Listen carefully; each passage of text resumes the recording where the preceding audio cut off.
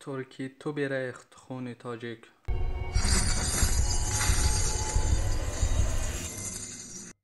نخست با کاربردی واژه تاجیک پیشینیان فارسی زبانان تمامی فلات ایران را در نظر داشتند در مقابل ترکان و عربها، زیرا تاجیکان یعنی ایرانی تباران نه تنها با زبان خود بلکه با چهره، منیش، کردار، رسم و آیین و طرز زندگی شهرنشینی و کشاورزی از ترکان و تازیان تفاوتی کلی داشتند. نه تنها در آثار کلاسیکی فارس و تاجیک بلکه در پژوهش‌های خاورشناسی اروپایی نیز مثلا شیرازی‌ها و اصفهانیان، همدانی‌ها و نیشاپوریان با نام تاجیک یاد شدند. چنانچه آنچه را درباره آسیای صغیر گفتیم به حدی بیشتر درباره ایران نیز تصدیق می‌کند. تاجیکان توانستند آن واحه‌های را دور شهرها وجود دارند با باغ‌های دلکش و زیبای سرو و به گلزارهای فریبنده تبدیل دهند. خود بزرگبینی برخی از ترک نژادان ورارود از جمله پنترکیستان و ازبک و قزاق و همچنان آذری همزمان با پنداشت‌های خندخریشانه تبعیض قوم‌های دیگر مسکون این کشورها با شمول 10-11 میلیون تاجیک در ازبکستان و 1-2 میلیون تالش و تاتها در آذربایجان قوقاز را در پی دارد و پیش از همه آن اقوام و خود بزرگبینان را به ورطه رهگمی تعصب انگیز در افکنده است.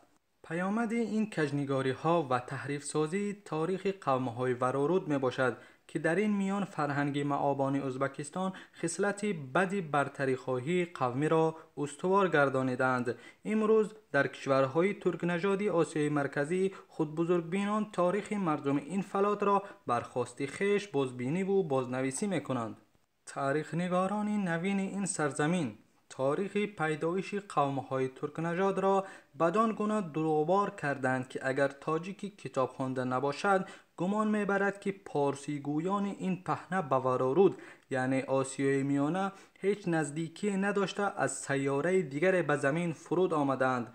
این دروغ پردازی تاریخ نویسان گهی اگر بر پایه تعصب ترکگرایی استوار باشد گهی دیگر آبیشخوری پنهان داشتن شرم و آزرم خویش بر آشکار گشتن حمله و کشتارهای گذشتگانشان می باشد. قیچی زنان تاریخ در برابر بازنمایاندن زیستی بابایان خویش از زمان نوح نبی در سرزمین ورارود حمله و چاپاول یغماگران گذشته را حرکت برای گسترش قلمرو خود بیشتر از رود آمو عنوان کردند.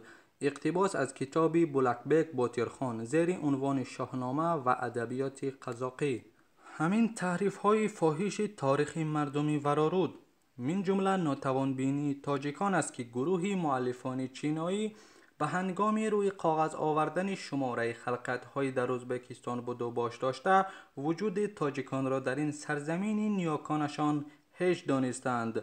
چنانه که در ازبکستان قوم ازبک 68.5%، جمعیت روس 10.3% و قزاق و تاتار هر یک 4% جمعیت را تشکیل می دهند. چین و آسیای مرکزی.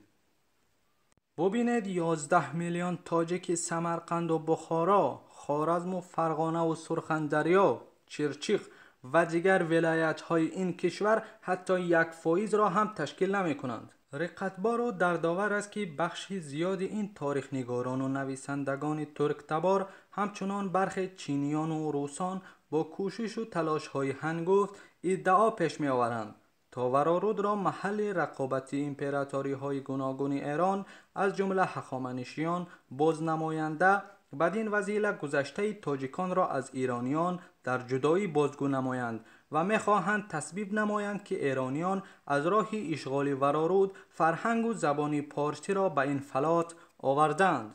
همزمان پژوهشگران چین از اینکه به سرچشمه های باستانی چیره‌مند می باشند گه تفسیرهای ناراستی در آسیای مرکزی پیدا شدن ازبکان را درست ارزیابی کرده یکی از نکات مهمی پیوست نداشتن قوم ازبک را با تیمور لنگ دریافت نمودند.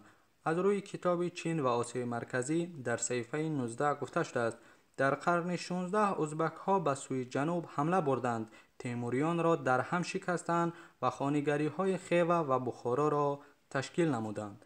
ریشه واژه ترک محض همین کژنگاری ها و تحریف های تاریخی مردم تاجیک ما را وادار می سازد تا از راه جستارهای ناچیز خویش همدیاران را آگاه سازیم که نه همه نوشته های علمگونه عنوانداران برخی کشورها هنوز پاسخگوی واقعیت تاریخی ایرانی تبارانی ورارود می باشد و چنانچه به چشم وامی خورد گه همدیاران به هنگام گفتارهای خیش در مورد واژه ترک و پیوند قومهای ترک زبان همسایه با قوم ترک به ویژه در شرح اشعار شاعران گذشته فارس و تاجیک با ناراستی ها و نادرستی ها راه می دهند.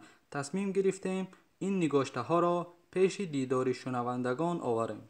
گرچه در مورد ریشه‌کاوی واژه ترک پس از دریافت دانشمندان دانای چون رنه گروس فرانسوی، محمد جواد مشکور، عنایت الله رضا، حسین شهید مازندرانی و نادر بیات نظر دیگری داشتن حد گستاخی است، اما بنابراین که ایشان به دانش‌های بلند خود تردید داشتند و چینیان طبقه های خانهای آشنا را توکیو می گفتند و از اینکه چینیان در زبان خود آوای ایر ندارند به گونه در بالا آورده شده تلفظ می کردند. ولی بعدها این نام به صورت ترکیات در آمده است. بازگو نمودن شرح ضرور دانسته می شود. چنانچه در نوشتار ظفر میرزایان زیر عنوان ترکان و گرگان اشاره شد، واژه آشنا به معنی گرگ است. در زبان ترکی باستان گرگ را بوری می گفتند، ولی در زبان مغولی هنوز هم گرگ را شینا می نامند. ترک ها باوریمندند که واژه ترک به معنی استوار یا نیرومند است و ترکان نیز خودشان را از نسل آسینا، همان آشنا، یکی از قبیله های هونها می دانستند. به پنداری یک عده دانشمندان برجسته از جمله دکتر محمد جواد مشکور، ترکان نام خود را از کوه با شکل کلاه خود یا تاسکلا که در دامنه آن مسکن گزیده بودند برگرفتند، زیرا به زبان ترکی کلاه خود را درکو می گفتند. گمان می رود که پنداری استاد مشکور بیشتر به یقین نزدیک است، زیرا در دانش‌های نامشناسی به نام‌های فراوان دچار می‌آییم که غالباً خلقیت‌ها خیش را و یا همسایگانشان آنها را به اسم زادبوم یا یگان ویژگی زیستگاهشان عنوان گذاری کردند. پیرامون چهره و پیکر ترکان و سیما و صورت پدران ایشان، خونها، مؤلفان چینایی و سیاحان فرانسوی گیوم د روبریک و دوپلن کارپین که زندگانیشان در آغاز عصر 13 اطلاعات بسنده برای این مردم دادند. از روی اطلاعات آنها این مردم کوتاه قد و خمیده قامت، ساخته و پرداخته مرغزارهای وسیع و صحراهای پهناور می باشند و چون به شرایط سخت مادی فائق آمدند افراد سرکش و عناصر فرمانبردار شدند. بادهای تند و خشن، فلاتی بلند، سرمای سخت و گرمای مرگاور به این چهره ها دیدگان تنگ، پیلک های کشیده، گونه های برآمده و پیکر کمو داده است. ضرورت های زندگی چوپانی و کوچ کردن برای رفتن به ایلاق و قشلاق باعث گردید که اینها بیابانگرد و صحرانورد به بار آیند. امپراتوری صحرانوردان، رنه گروس، صحیفه 2. یکی از مورخان چینایی درباره صورت و سیمای توکیو ها چنین آورده است: همگی زیر چادرهای نمدین زندگی میکنند. مهمترین مشغولیت آنها نگهداری رمه و شکار است. نسبت به پیرانسالان توجه ندارند. از سنت‌های مذهبی و عدالتی اطلاعات ندارند. در نوک تیرک حامل بیرق‌هایشان کله زرین یک گرگ ماده نصب می باشد. محافظان و مراقبانی که همیشه مسلح هستند و با شاه حرکت می کنند نامشان بوری است، یعنی گرگ.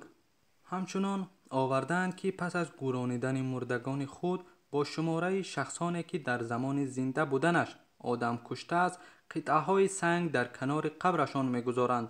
پس از وفات پدر یا برادر کلانی یا عمک، برادر خردی یا برادرزاده با زنان بیوه آنها با خواهران آنها ازدواج میکند.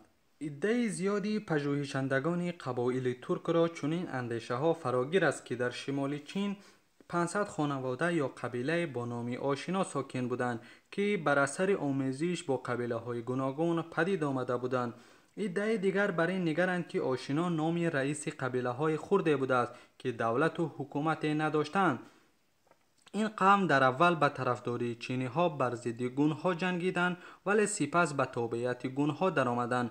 پس از شکست گون ها این قوم با دست توبا ها به جنوب کوههای آلتای پناه بردند و در آنجا جایگزین شدند. دانشمندی آوازمند ایران حسین شهیدی مازندرانی نوشته است: نتیجه که می توان از پژوهش‌ها در این باره گرفت آن است که اقوام ترک در سده 5 میلادی از آمیزش و در هم آمیختگی قبیله‌های ساکن دامن کوههای آلتای، سرزمین‌های شمالی چین و بخش از زمین‌های سیبیریا پدید آمدند. شهیدی مازندرانی، مرزهای ایران و توران، صفحه 47. همین طور ترکان در روزگار فرمانروایی یلخان که به سال 555 میلادی سراسر زمین‌های فراسوی رود سیرا، سرزمین امروزه قزاقستان را تصرف نمودند. همه می‌دانیم که در درازی هزار و اند سال دیگر ترکان سرزمین آریایی تباران من جمله ورارود و خراسان را پیوسته محل تخت و تاج خود قرار داده قتل و کشتارهای وحشانه به میان آوردند که 3 تن از اینها به شمول آتیلا، چنگیزخان و تیمور لنگ چون سروران آدمخوار آوازمند می باشند. باید دانست که نه همه اقوامی که امروز گفته‌هایشان به زبان ترکی است از قوم اصالتاً ترک می باشند، چنانچه کشور آذربایجان هیچ پیوستگی به این نام ندارد و این توپونیم به همیاری سیاست‌بازی روز در نقشه تاریخی جهان به خطا هویدا شده است. اصلا این مکان که کرسی شهر باکو می باشد آلبانیای قفقاز نام داشت. آذربایجان خاوری و آذربایجان باختری که 2 استان ایران می باشند به ترکان کمترین خویشاوندی ندارند و زبان ترکی در عهد سلجوقیان به زبان مادری این مردم که فارسی آذری بود چیرمند گشت، آن را از بین برد و جایش را گرفت. همچنین قرقیزان با ترکان خویشاوندی ندارند و نیز بخش زیادی مردم ترکیه عثمانی که چهره آریایی دارند اصالتا از مردم بیزانسی ویزانتیا می باشند که زبان خود را به فراموشی داده پس از چیرمندی ترکان بر این سرزمین زبان ترکی پذیرفتند. این اندیشه ها جز از آثار خاورشناسان مغرب در کتاب ایران و ترکان در روزگار ساسانیان تصدیق خود را یافته است.